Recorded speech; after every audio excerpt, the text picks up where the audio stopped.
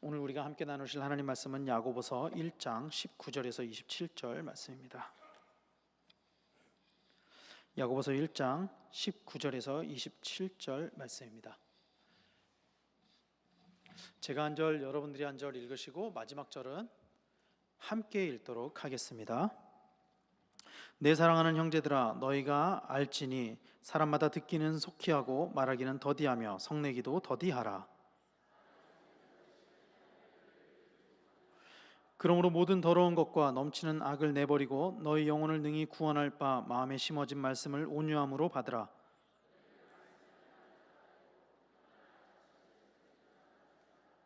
누구든지 말씀을 듣고 행하지 아니하면 그는 거울로 자기의 생긴 얼굴을 보는 사람과 같아서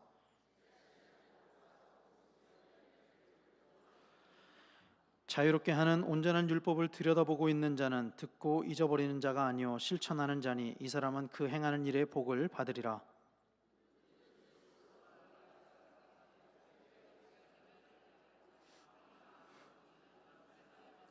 함께 읽겠습니다. 하나님 아버지 앞에서 정결하고 더러움이 없는 경건은 곧 고아와 과부를 그 환난 중에 돌보고 또 자기를 지켜 세속에 물들지 아니하는 그것이니라. 아멘. 할렐루야. 할렐루야. 우리 옆에 있는 분들과 함께 문안하도록 하겠습니다. 주님의 이름으로 사랑하고 축복합니다.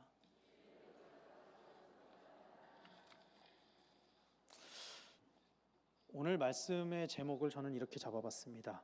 진정한 경건. 따라해 보시기 바랍니다. 진정한 경건. 진정한 경건. 여러분, 경건이 무엇일까요? 경건이란 무엇일까요? 경건은 무엇을 이야기하는 걸까요? 경건을 사전에서 찾아보면은 사전적인 의미는 이렇게 됩니다. 공경하며 삼가고 엄숙하다. 공경하며 삼가고 엄숙하다. 자, 다시 제가 여쭤보겠습니다.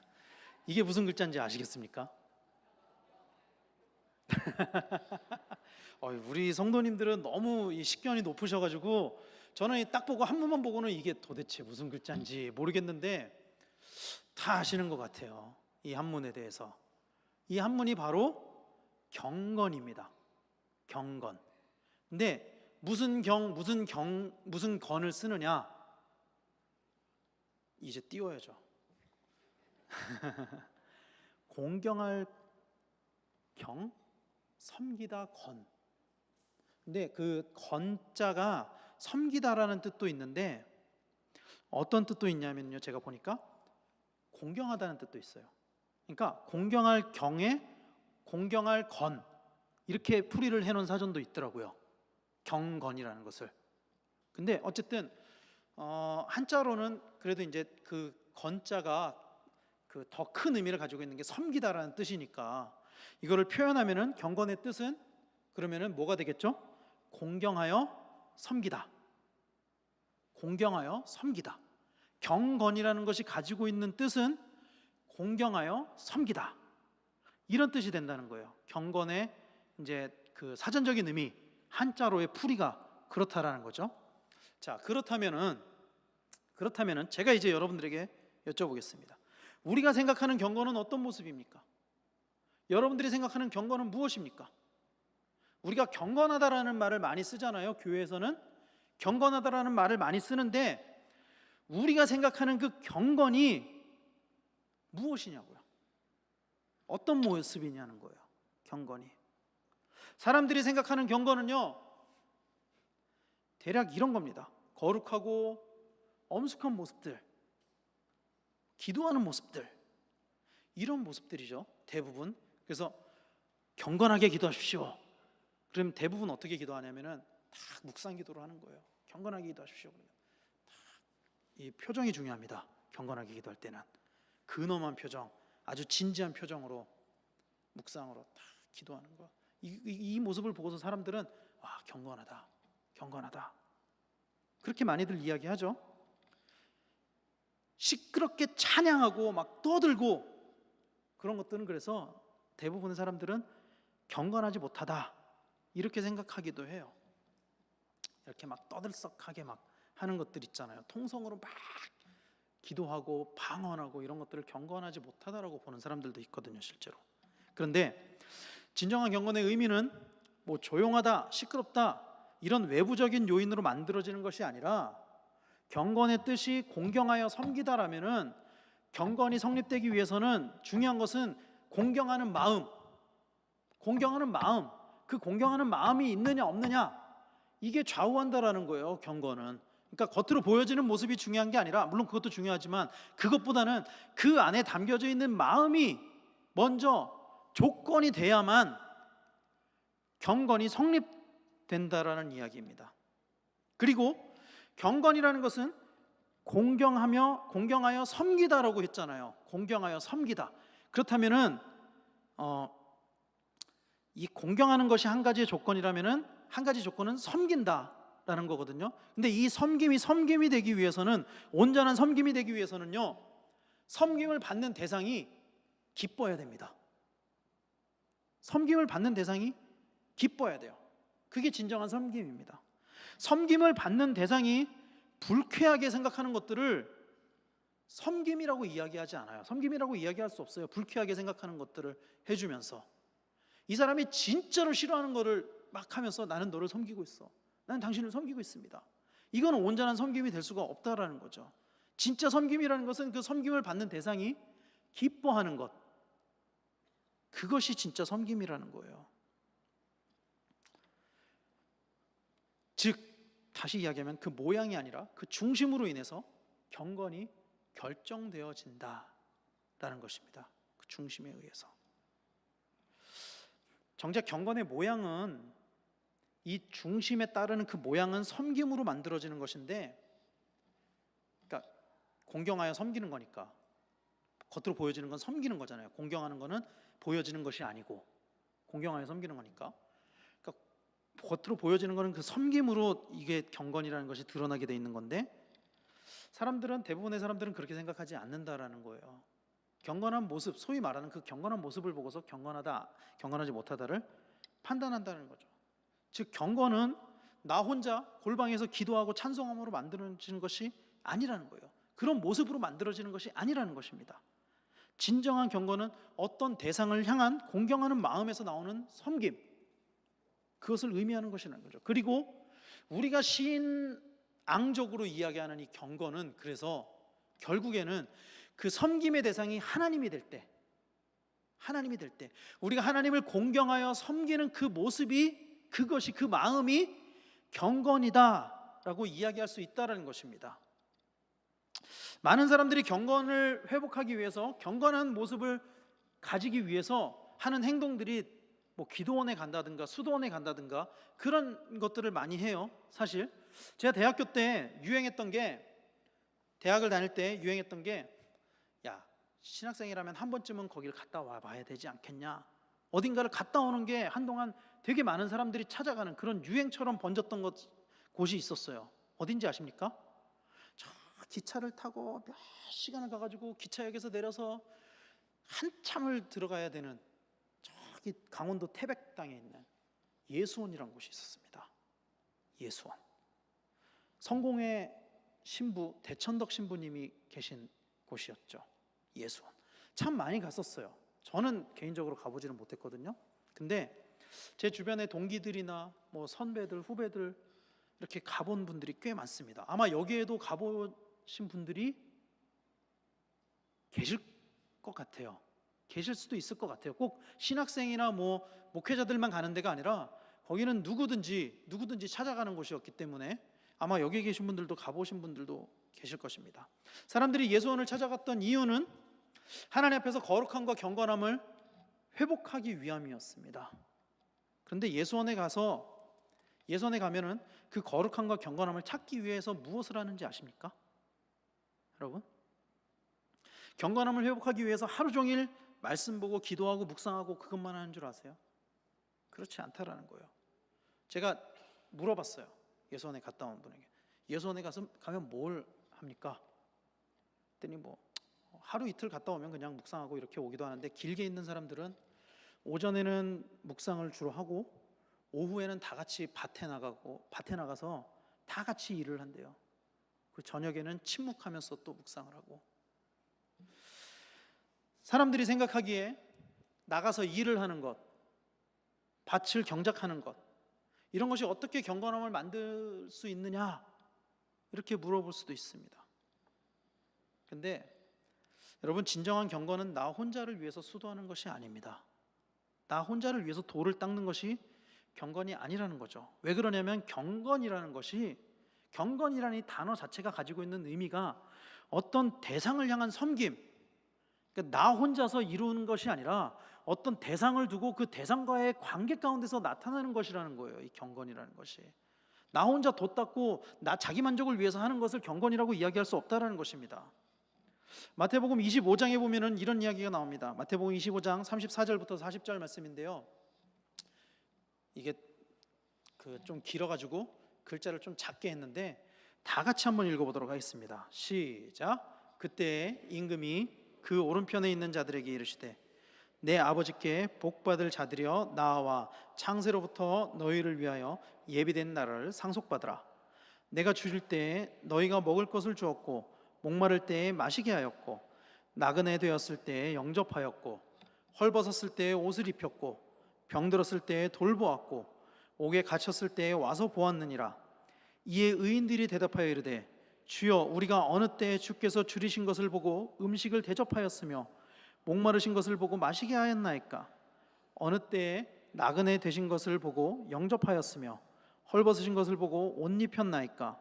어느 때에 병드신 것이나 옥에 갇히신 것을 보고 가서 배웠나이까 하리니 임금이 대답하여 이르시되 내가 진실로 너에게 이르노니 너희가 여기 내 형제 중 지극히 작은 자 하나에게 한 것이 곧 내게 한 것이니라 하시고. 경건이라는 것이 어떤 대상을 향해서 섬기는 것, 공경하여 섬기는 것이 경건이라고 이야기를 했죠. 그리고 그 경건의 대상은 하나님이어야 된다라고 이야기를 했습니다. 오늘 우리가 지금 좀 전에 읽은 이 마태복음 25장 말씀에 보면은 그 경건의 대상이 어떻게 하면 우리가 그 경건의 대상을 향해서 기쁨을 줄 수 있느냐, 어떻게 하면 경건한 삶을 살아갈 수 있느냐는 것을, 그것에 대한 부분을 어느 정도 이야기를 해주고 있어요.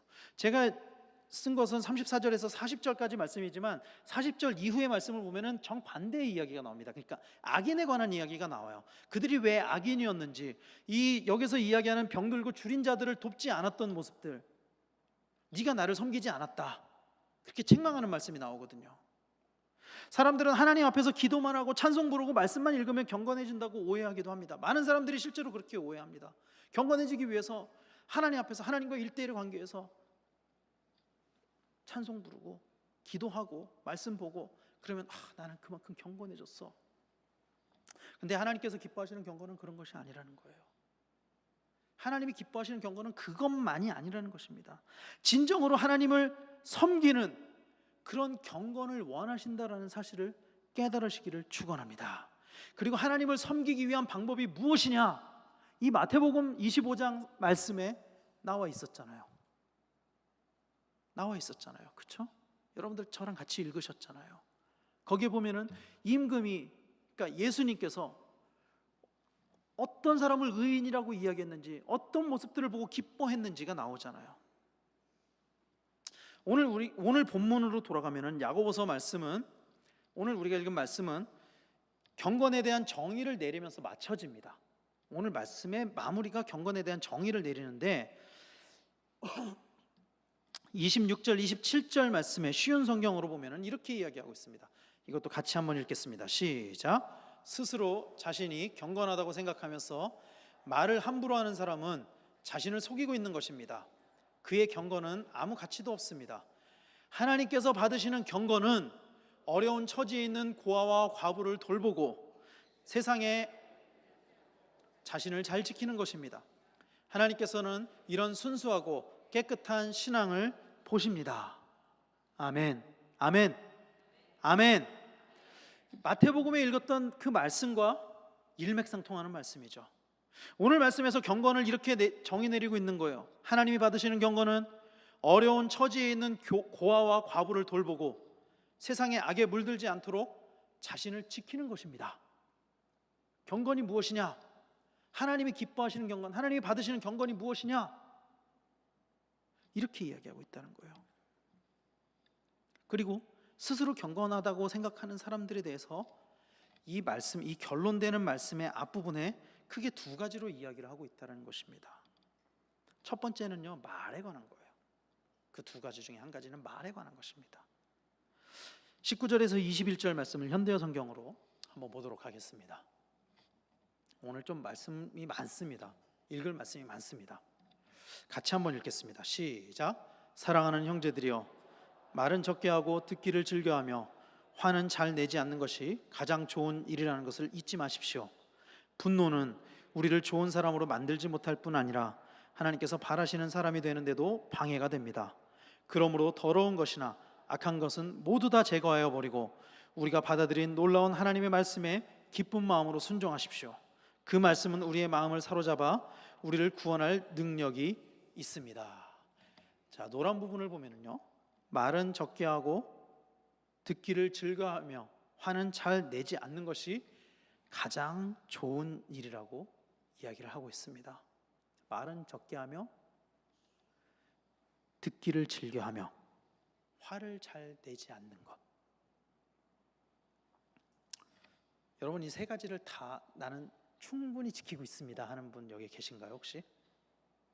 말을 적게 하고 듣기는 즐겨하고 화는 잘 안 내시는. 여기서 왜 말을 적게 하라고 할까요, 여러분?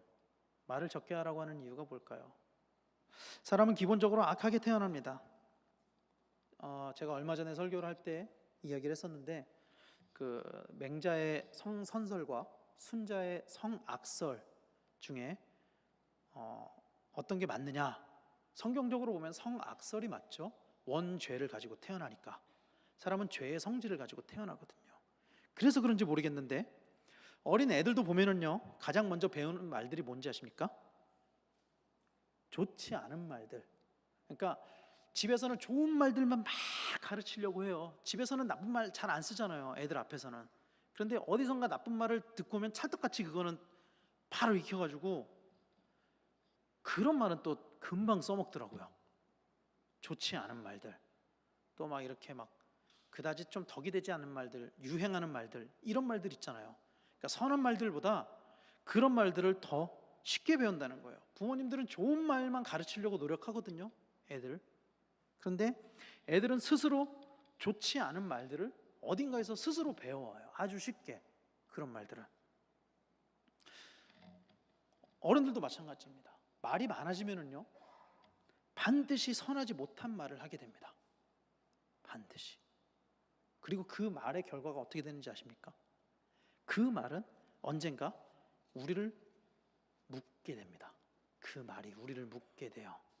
요즘에 이제 국정감사다 뭐다 해서 뭐 증인들도 불려 나오고 또 청문회 같은 거 하면은 그 사람이 언젠가 뱉었던 말들이 나중에 자기를 묻게 되잖아요. 자승자박하게 되잖아요. 그렇죠? 잠언서에 보면은 이런 말씀이 있습니다. 잠언 6장 2절 말씀에 보면은 이렇게 이야기를 하고 있습니다. 내가 한 그 말에 네가 걸려들고 네가 한 그 말에 네가 잡힌다. 그렇게 이야기를 하고 있어요. 사랑하는 성도 여러분, 그러므로 말을 아껴야 됩니다. 말을 아껴야 됩니다. 그리고 듣기를 즐겨하라고 이야기를 하고 있어요. 자, 이 듣기를 즐겨하라는 말은 무엇을 이야기하는 걸까요? 이 듣는 것에 대해서 로마서에서는 이렇게 이야기하고 있습니다. 로마서 10장 17절 말씀에 그러므로 믿음은 들음에서 생기고 들음은 그리스도를 전하는 말씀에서 비롯됩니다. 믿음은 들음에서 생기고 들음은 그리스도를 전하는 말씀에서 비롯됩니다. 아무 이야기나 다 들으라는 이야기를 하는 것이 아닙니다. 듣기를 즐겨하라는 것은요, 무엇을 듣기를 즐겨야 되는 것이냐? 그리스도를 전하는 말씀. 그리스도를 전하는 말씀. 그리스도를 전하는 말씀. 이 그리스도를 전하는 말씀이 뭐죠? 이 그리스도를 전하는 말씀이 뭐죠? 복음입니다. 할렐루야. 할렐루야. 복음입니다. 복음. 그러므로 우리는 복음을 듣기를 즐겨해야 될 줄로 믿습니다. 그리고 화를 내지 않는 것에 관해서 이야기를 하고 있죠. 그렇죠? 화를 내지 않는 것이 왜 좋은지에 대해서 20절 말씀에서는 이렇게 이야기를 하고 있습니다. 분노는 우리를 좋은 사람으로 만들지 못할 뿐 아니라 하나님께서 바라시는 사람이 되는데도 방해가 됩니다. 이렇게 이야기를 하고 있거든요. 분노의 부작용에 대해서 두 가지를 이야기를 하는 거예요. 한 가지는 우리를 좋은 사람으로 만들지 못할 뿐 아니라, 그러니까 우리를 좋은 사람으로 만들지 않습니다. 분노는 그렇게 이야기하고, 다른 한 가지는 하나님께서 바라시는 사람이 되는데도 방해가 됩니다. 분노는요, 나와 하나님에게 모두 좋지 않은 것입니다. 분노는요, 나와 하나님에게 모두 좋지 않은 것이라는 거예요. 여러분, 분노를 하는 것은 진짜 쉽습니다. 화를 내는 거 진짜 쉽습니다. 아무 이유 없이 화낼 수 있습니다. 저는 아주 쉽거든요, 화내는 건. 근데 화를 참는 건 진짜 어렵습니다. 분노를 참는 건 정말 어려운 일이에요. 이거는 이 분노의 반대가 되는 말이 온유라는 말이 있습니다. 온유. 이 온유에 대해서 성경에서 뭐라고 이야기하는지 아십니까? 마태복음 5장 5절 말씀에 온유한 사람은 복이 있나니, 팔복이죠. 온유한 사람은 복이 있다. 그들이 땅을 차지할 것이다. 온유한 사람에 대해서 성경은 땅을 차지할 것이다 이렇게 이야기하고 있어요. 신약에만 이야기하는 줄 아십니까? 구약에도 똑같은 이야기를 하고 있더라고요. 말씀을 준비하면서 찾아보니까 시편 37편 11절에 그러나 온유한 자들은 땅을 차지하며 풍성한 화평으로 즐거워하리로다. 똑같은 이야기를 하고 있습니다. 구약과 신약에 온유한 자들에게 따르는 복을 이야기하고 있습니다. 그리고 이것은요, 이 복 때문이 아니더라도 이것은 나뿐만이 아니라 하나님께서도 원하시는 것이라는 사실을 깨달으시기를 바랍니다. 온유한 것, 그러니까 화를 내지 않는 것을 하나님께서 원하신다고요. 하나님이 원하시는 사람이 되기 위해서 우리는 우리의 감정을 절제할 수 있어야 됩니다. 아멘이 없습니다. 여러분들이 왜 아멘을 하지 않는지를 저는 알고 있습니다. 왜 그러면 이것이 저한테 가장 약한 부분이기 때문입니다. 목사님부터 잘하십시오. 이런 거 아니었나요? 저도 진짜 어려운 일입니다. 감정을 절제하는 일. 정말 어려운 일입니다. 근데 하나님이 원하시는 사람이 되기 위해서는요, 이게 필요하대요. 성경에 보니까 감정을 절제하는 게 필요하대요. 때로는 화가 나도 화를 참을 수 있어야 되고 오히려 온유할 수 있어야 된다. 성경은 그렇게 이야기하고 있는 것입니다. 제 고백입니다. 저한테 가장 약한 부분입니다. 이 부분이. 제가 20년 넘게 기도해 오고 있는 기도의 제목입니다. 예수를 처음 믿었던 90년 7월 그때부터 지금까지 꾸준히 기도하고 있는 기도의 제목입니다. 온유해지는 것, 화평해지는 것. 이런 것들이 사실 우리로 하여금 경건하지 못하게 하는 것들이라는 거예요. 이런 것들이, 그런 것들이. 그리고 스스로를 경건하다고 하는 사람들의 특징에 대해서 두 번째는 행함에 대해서 이야기를 하고 있습니다. 행함에 대해서 22절부터 25절 말씀입니다. 같이 읽겠습니다. 시작. 하나님께서 가르쳐 주신 대로 행하십시오. 듣기만 하고 행하지 않는 사람이 되어서는 안 됩니다. 앉아서 듣기만 한다면 그것은 자신을 속이는 것입니다. 하나님의 가르침을 듣고 아무것도 행하지 않는 사람은 거울을 들여다보고 있는 사람과 같습니다. 그는 자기 얼굴을 들여다보고도 일어나면 금방 자신의 얼굴이 어떠했는지 잊어버립니다. 그러나 사람을 자유케 하는 하나님의 완전한 법을 살피는 사람은 들은 것을 잊어버리지 않고 그 말씀대로 행하는 사람입니다. 이런 사람은 그 행하는 일에 복을 받을 것입니다. 할렐루야. 그 행하는 일에 복을 받을 것입니다. 이런 사람은요, 하나님께서 가르쳐 주신 대로 행해야 된다라고 이야기를 하고 있습니다. 하나님께서 가르쳐 주신 대로 행해야 한다라고 이야기를 하고 있습니다. 그리고 듣기만 하고 행하지 않는 사람은 자신을 속이는 것이라고 이야기를 하고 있습니다. 자신을 속이는 것은 무엇을 의미하는 것일까요? 저희 이 부분에 대해서 좀 고민 좀 했습니다. 이게 무슨 얘기지? 듣기만 하고 행하지 않는 사람은 왜 나를 스스로 속이는 사람이라고 이야기를 하지? 사랑하는 성도 여러분, 말씀을 들은 자는 그것을 행해야 될 책임이 있습니다. 아멘 하십시오. 말씀을 들은 사람들은 그 말씀대로 행해야 될 책임이 있습니다. 말씀을 듣지 못했다면 모르겠는데 말씀을 듣고 그것을 알고 있다면 우리가 그것을 행해야 되는 것은 신앙인으로서의 의무라는 거예요. 그것을 행하는 것은요. 그러나 그 책임을 수행하지 않고 말씀을 듣는 것만으로 하나님의 영광스러운 보좌에 참여할 것으로 생각한다면 그것이 우리 스스로를 속이는 것, 그것이 우리 스스로를 기만하는 것이라는 거예요. 말씀을 듣고도 행하지 않으면서 그럼에도 불구하고 우리가 구원을 받을 수 있다, 그럼에도 불구하고 하나님이 내 삶을 보면서 기뻐하신다, 이게 우리 스스로를 속이는 거라는 거예요. 이것이 마태복음 7장 21절 말씀에 이렇게 이야기하고 있습니다. 내게 주여 주여 한다고 해서 모두 다 하늘나라에 들어갈 것이 아니라 하늘에 계신 내 아버지의 뜻을 실행하는 사람만 들어갈 것이다.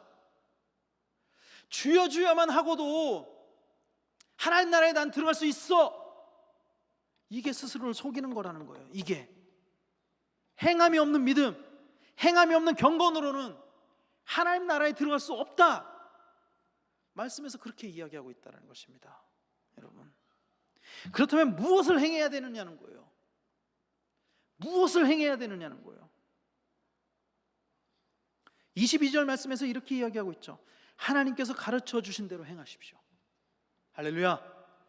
하나님께서 가르쳐 주신 대로 행하십시오.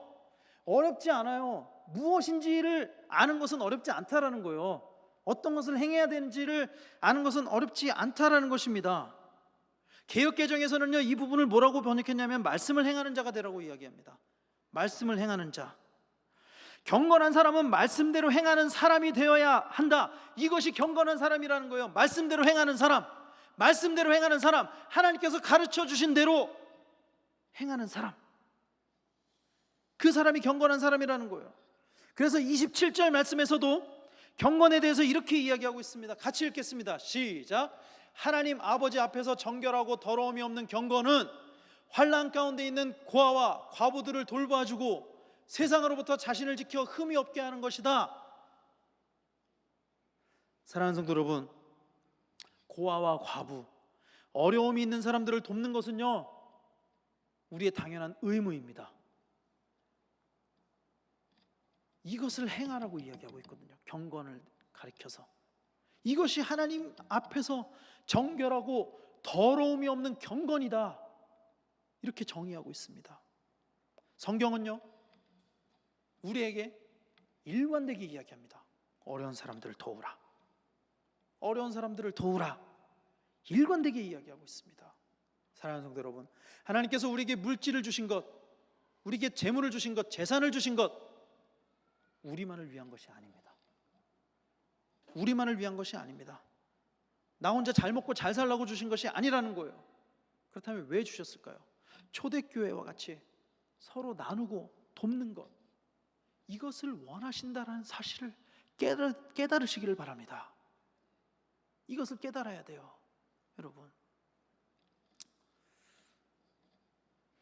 그것을 위해서 사실 우리 교회에서는 OK 마켓을 운영하려고 합니다.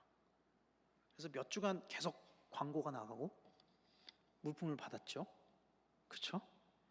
근데 이거 얼마나 물품이 들어왔는지, 여기 가득 차는 사람들이 얼마나 물품이 들어왔는지 한번 보십시오. 수천 명의 사람들이 가져온 물품 치고는 너무 적지 않습니까? 여기가 가득 차려면은 한참 더 남았어요. 보니까 저게 지난 주일에 찍은 사진입니다. 지난 주일에. 여러분, 서로 돕는 일에도 우리는 관심을 가져야 됩니다. 서로 돕고 나누는 일에도 관심을 가져야 된다고요.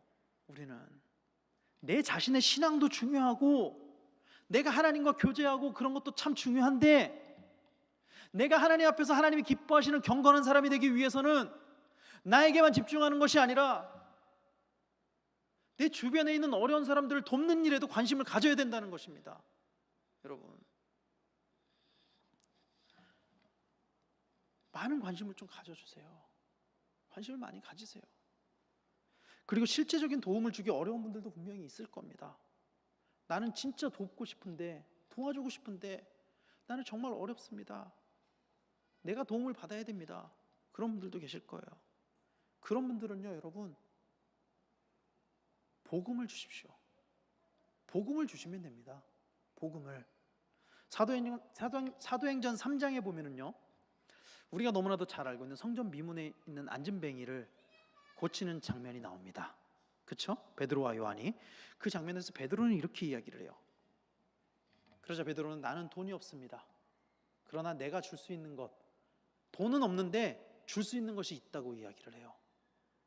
나는 돈이 없지만 줄 수 있는 것이 있습니다. 나는 돈이 없지만 당신을 도울 수 있습니다. 내가 줄 수 있는 것은 이것입니다. 나사렛 예수 그리스도의 이름으로 걸어가시오. 사랑하는 성도 여러분, 우리에게는 복음이 있습니다. 할렐루야. 할렐루야. 우리에겐 복음이 있습니다. 물질보다도 더 소중한 복음이 있습니다. 이것을 전하는 것이야말로 하나님이 정말로 기뻐하시는 것이라는 사실 깨달아야 됩니다. 우리는. 그리고 그것이 우리를 경건하게 만들 줄로 믿습니다. 사랑하는 성도 여러분, 하나님은 우리가 경건하기를 원하십니다. 하나님은 여러분들이 경건하기를 원하십니다. 그러나 우리는 때로는 하나님이 원하시는 경건이 아니라 우리 스스로가 원하는 경건으로 우리를 이끌어가고 있지는 않습니까? 하나님이 원하시는 경건의 모양이 있는데 우리가 생각하는 경건의 모양을 딱 정해놓고 하나님 내가 경건합니다. 하나님 내가 하나님 앞에 경건하여져 가고 있습니다. 이렇게 하고 있지는 않느냐는 거예요. 간단한 찬양을 제가 하나 불러드리겠습니다. 아시는 분들은 따라 부르셔도 좋습니다. 제가 좋아하는 CCM 가수의 찬양 중에 이런 찬양이 있습니다. 흠없는 경건이라는 찬양이 있는데 그 찬양에 이 야고보서의 말씀이 쭉 나오고 맨 마지막에 그 원래 있는 찬양을 딱 붙였는데 그 찬양이 이 찬양이에요. 사랑의 나눔 있는 곳에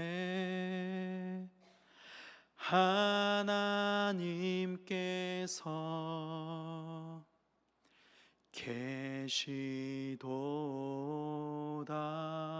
같이 찬양할까요? 사랑의 나눔 있는 곳에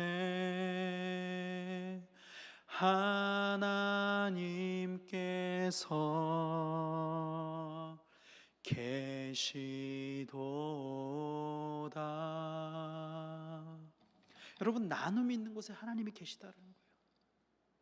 이 얼마나 놀라운 고백입니까? 사랑하는 성도 여러분, 우리가 잊지 말아야 될 것이 있습니다.